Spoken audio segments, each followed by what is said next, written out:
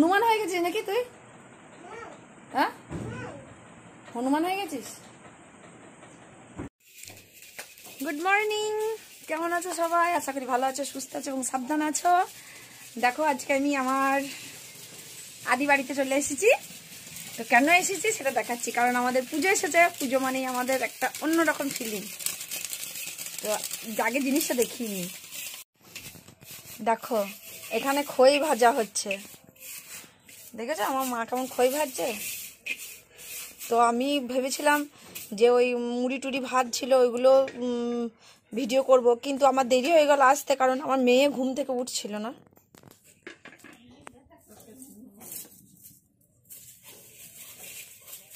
বালিটা ফুটবে তো, খই ভাজতে গেলে খুব বালি হতে হয়, একটা ধাক্কা দিতে হয়।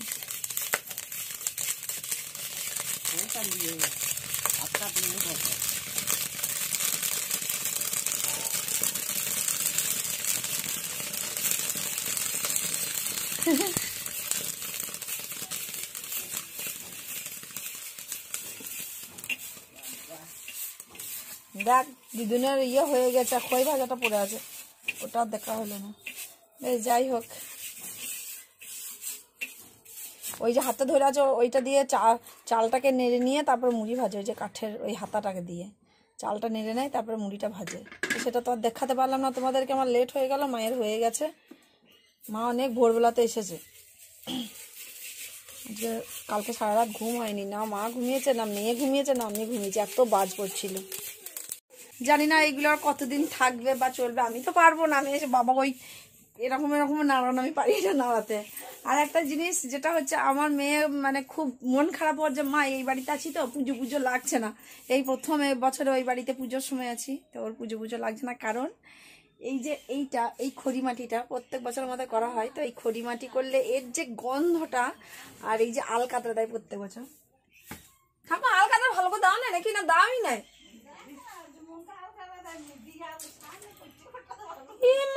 আলকাতা দিয়েছো? এটা বুঝতে যাচ্ছে না তো। তো এই যে গন্ধটা, এই তেলটা এত পুজো পুজো লাগে। আর সব থেকে বড় কথা, এই আলকাতরা গন্ধ, খড়ি মাটির গন্ধ, এবং তার সঙ্গে এই খই ভাজা যে পোড়া গন্ধটা। আর কি বলে, ওই যে আমাদের নাড়ু করে, মেনলি গুড়ের নাড়ুটা যখন হয় তখন ওই যে গুড়ের স্মেলটা, এইটা সবটা মিশিয়ে, এই এতগুলো স্মেল একসাথে মিশে গিয়ে এত সুন্দর একটা পুজোর আবহাওয়াটা তৈরি হয়, যেটা আমি ওই বাড়িতে বসে না কিছুতেই পাচ্ছি না। এবং আমার মেয়ে সেটা মন খারাপ করে বলছে কালকে যে মা আমার এখানে পুজো পুজো লাগছে না। আমি কেন? বলছে আমার গায়ে আলকাতরা লাগছে না, জামা কাপড়ে আলকাতরা লাগছে না। কারণ ওর নাকি আলকাতরা লাগলে তবেই বেশ পুজো পুজো মনে হয়। বলছে কত জায়গায় আলকাতরা লাগে, তেল দিয়ে দিয়ে তুলি। তো ছোটবেলায় কি হয়েছে, আমার ঠাকুমা আলকাতরা দিয়েছিল ঘরে। তো দেওয়ার পর আমি ছিলাম না, আমি স্কুলে গেছিলাম। তো আমার মেয়ে গোটা গায়ে মুখে আলকাতরা মেখেছে। এবার আমার বাবা আর মা আমার মেয়েকে বুড় করে ফেলে এসে কেরোসিন তেল দিয়ে ঘষে ঘষে আলকাতরা তুলছে, কারণ আমি এসে বকবো চাচাও বলে, কারণ স্কিনে তো জ্বলন হবে না। তো চলো, আজকে আমার এইটুকু দেখানোর জন্যই তাড়াতাড়ি করে আসা।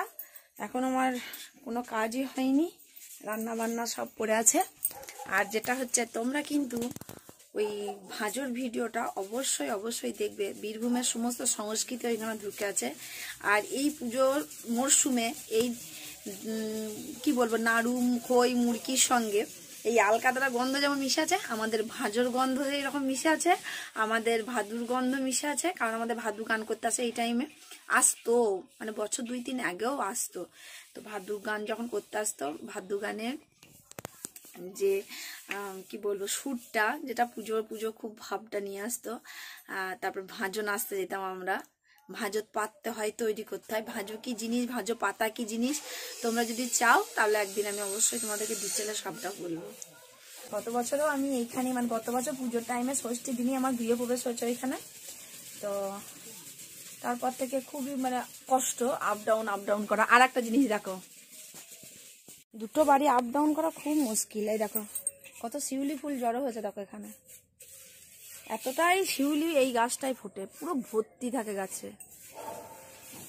দেখো আমার ঠাকুমা কত ফেলছে, দেখো দেখো, মানে ঠাকুরকে তো দেয় তুলে, আবার প্রত্যেক দিন মানে জমে যায় প্রচুর ফুল। এইখানে আমাদের পাম্পটা ছিল, এখানে এখন কল বসিয়ে দেওয়া হয়েছে, যেহেতু পাম্পটা তুলে ওই বাড়িতে নিয়ে যাওয়া হয়েছে।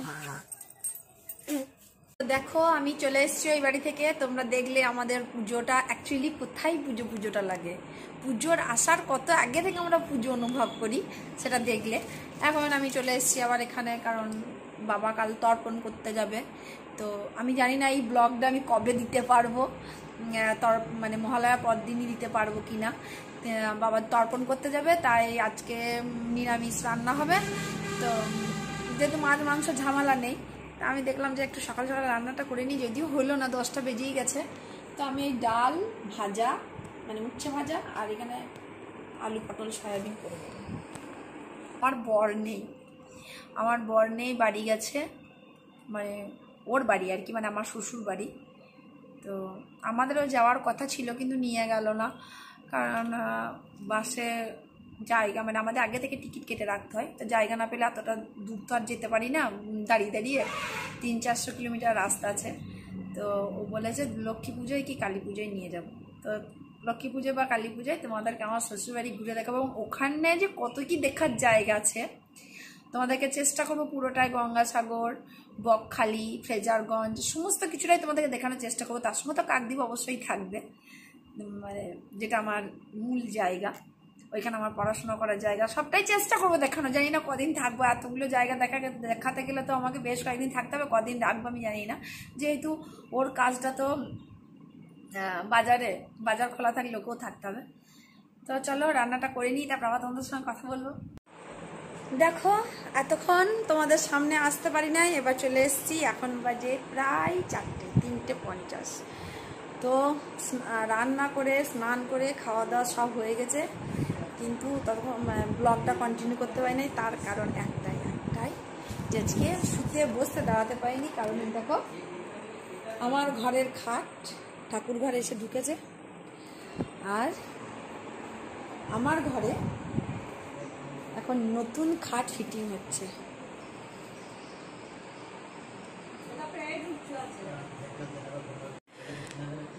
বাবা সেদিন রাত্রে শিলিগুড়ি থেকে এই খাটটা নিয়ে এসছে, মানে একদিন গেছে রাত্রে, তারপর দিন সকালে নেমেছে, সারাদিন কেনাকাটা করেছে, আবার রাত্রে বাসে উঠেছে, তারপর দিন ভোরবেলা এসে পৌঁছেছে। তো এই খাটটা অনেক কসরত করে কিনে আনা খাট। আর এই আমার মেয়ের ডিমান্ড, বক্স খাটানো, ওই খাটা শোবে না। তো আপাতত এটাই আমার কাছে এখন পুজোর নতুন গিফট, তাই এবারে পুজোয় সেরকম কিছু কেনাকাটা নেই। চলো খাট ফিটিং হোক। ঘরের অবস্থা দেখো চারিদিকে বাক্স, পেটরা, দড়ি, কাগজপত্র, লন্ডভন্ড। আর এই ঘরটা তো আরো অবস্থা খারাপ, দেখো কি অবস্থা হয়ে আছে। এসব গোছগাছ করতে আমার এখন দম, এত মাথায় যন্ত্রণা করছে, আর এত টায়ার্ড লাগছে, আর মনে হচ্ছে না কিছু করি। জানি না আজকে মানে ব্লগের কি মাথা সাথা কি হচ্ছে, আর কতক্ষণ কন্টিনিউ আবার। আর আমার বর যেহেতু ছিল না, বাড়ি গেছিল, ও এই 12টার সময় বাড়ি আসছে। বাড়ি এসে ওখান থেকে কাঁকড়া এনেছিল, কাঁকড়া রান্না করলো, একটুখানি ভাত খেয়েছি, ভালো করে খেতেও পারিনি, দিয়ে ওই তো লেগে গেছে খাটে। আর এইদিকে পুকুরে একটা অনেক বড় মাছ মরেছে, এদিকে ভেসে উঠেছে, এত গন্ধ থাকা যাচ্ছে না। মাছটা এখানে সামনেই ছিল, এখন নেই, চলে গেছে, ওইদিকে হাওয়া দিয়েছে বলে, নইলে তোমাদেরকে দেখাতাম। আজকে দেখো, আজকে অনেকদিন পর আকাশ থেকে মেঘটা গেছে, দেখতে পাচ্ছ কিনা জানি না।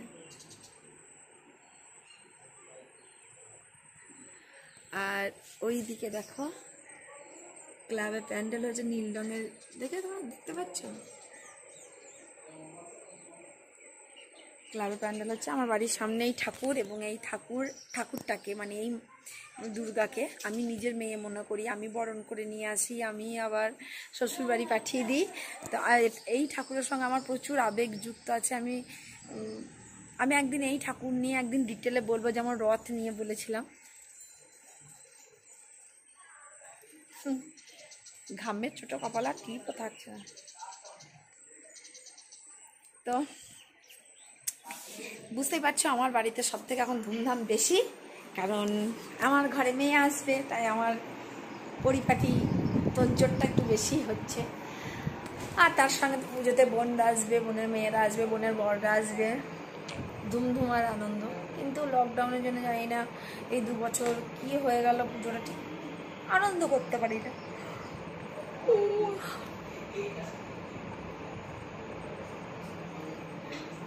এত ঘুম পাচ্ছে, কালকে রাত্রে একটু ঘুম হয়নি, এত সারা রাত বাজ পড়েছে, এত বাজ পড়ছে, আর মেয়ে একদম কেঁদে কেঁদে চমকে চমকে উঠছে। তো কালকে ঘুমাতে পারিনি, ভেবেছিলাম আজকে দিনে একটু শোবো, মাথায় যন্ত্রণা করছে। আর তোমরা অবশ্যই অবশ্যই আমার দেবীপক্ষে ভিডিওটা দেখবে, আমার লেখা, আমার কণ্ঠ, আমার অভিনয়। তো তোমরা অবশ্যই কমেন্ট করে জানাবে কেমন হয়েছে না হয়েছে। আমার অনেক কসরতের ফল, কারণ হঠাৎ করে এই 1 দিন 2 দিন আগেই এটা আমি ভেবেছি এবং ভাবার সঙ্গে সঙ্গে এটা রেডি করেছি। মানে এত মাথার উপর ট্রেস পড়েছে আর চোখের উপরে বোঝাতে পারবো না, প্রচুর জিনিস। মানে একটা ভিডিও এডিটিং করতে গেলে যে কত কি লাগে, উফ বাবা, চিন্তার বাইরে।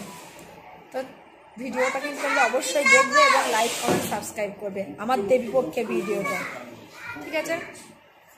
আজকে আমার ধকলের শেষ নেই, এত ধকল বলার নেই। বুঝতেই পারছো কেমন ধকল আমার যাচ্ছে আজকে।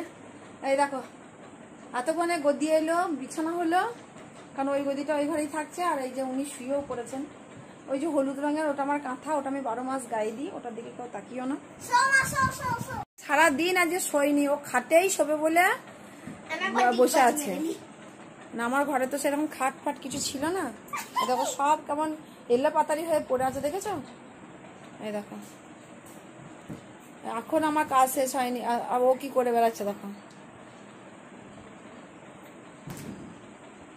হনুমান হয়ে গেছিস নাকি তুই? হ্যাঁ, হনুমান হয়ে গেছিস? এই বিছানা চাদর ফাদর সব ইয়ে কর, তোল। কি অবস্থা দেখো।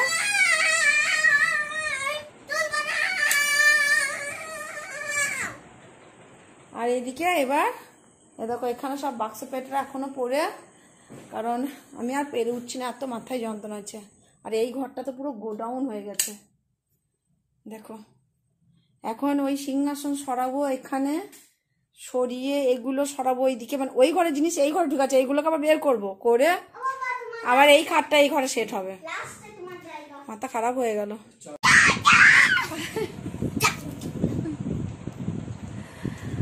এই খাট অনেক দূর থেকে অনেক কষ্ট করে আমার বাবা নিয়ে এসছে, শিলিগুড়ি থেকে নিয়ে এসছে, অনেক কষ্ট করে, শুধু আমার মেয়ের শখ মেটাতে। আমার মেয়ে কিছুতেই ওই খাটে শোবে না। আমরা যেহেতু বরাবর মাটিতে শুতাম ওই বাড়িতে, তা গতবার যখন এই বাড়ি আসি তো আমার খাট ছিল না, ও বলছে খাট ছাড়া আমি শোবো না। তোর বাবা তার তৈরি করে ওই স্টিলের খাটটা এনেছিল, ও কিছুতেই ওটা শোনাবে। তুমি খাট না আনতে পারতে, আমি মেঝেতেই শুতাম, কিন্তু তুমি এই খাট কেন আনলে? আমার কতদিনের শখ, আমি বক্স খাটে শোবো। তো আজকে ওর মনে স্বাদ পূর্ণ হয়েছে, ওর আনন্দের শেষ নাই। মানে এই খাটটা 3 দিন 4 দিন এসে পড়ে আছে। ওর সবসময় কাজ ছিল সকালবেলায় ঘুম থেকে উঠতো, আমি যদি বাথরুমে যেতাম স্নান করতাম, ও গেটে তালা দিত, কি না ওর খাট চুরি করে নিয়ে পালিয়ে যাবে লোকে। এরকম আমার মতো তাজ মা যে তোমাকে এত এত গিফট করছে, এত সুন্দর সুন্দর, তা মায়ের জন্য তো কিছুই নেই, কোনো থ্যাঙ্কস নাই, কোনো কিছুই নেই। থ্যাঙ্কস। আমি এখন খেপে গেছি, ঠিক আছে? আমাকে কমেন্টে চলো এখন এবার ওই ঘরে খাটটা সেট করি। আমি কিন্তু খেপে গেছি, কমেন্টে আমাকে কিছু বলবে না, ঠিক আছে? কাজের অত্যাচারে আর এত ক্লান্ত ছিলাম যে কালকে আমার আর ব্লগটা শেষ করা হয়নি। তো আজকে এটা শেষ করছি, কারণ এই ঘরটাকে পরিপাটি করতে করতে অনেক রাত হয়ে গেছিল, তাই তোমাদেরকে আর কন্টিনিউ করতে পারিনি। তো দেখো সকালবেলায় আমার সব পরিষ্কার করা মোছা টোছা হয়ে গেছে। তো আমাদের খাটটা এইভাবে সেট করা হয়েছে, এদিকে সেট করা হয়েছে, আর আলমারিটা এই সিংহাসনের জায়গায় ছিল, সিংহাসনটা এখানে চলে এসছে, আর আলমারিটা এখানে চলে এসছে। তো এই হচ্ছে এখন টোটাল ঘরের লুকটা। এই ঘরটা এখন চেঞ্জ হয়ে গেল, যেটা ফাঁকা মেঝেটা পড়েছিল। তো গোছগাছ এখনও চলছে, কমপ্লিট হয়নি, কারণ এই দেখো এইগুলোকে সব ফাঁকা করা হয়েছে, ঠাকুরের জিনিসপত্র ভরতে হবে। তো সেই জন্য ঠাকুর এই দিকে ঘুরে গেছে, ঠাকুর ওই কোণটাই ছিল, এই কোণে চলে এসছে।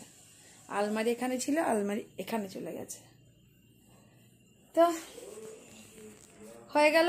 আর এই ঘরের লুকটা তো তোমরা আগেই দেখেছো, এই যে আমার মেয়ে এখন পরিষ্কার করতে ব্যস্ত।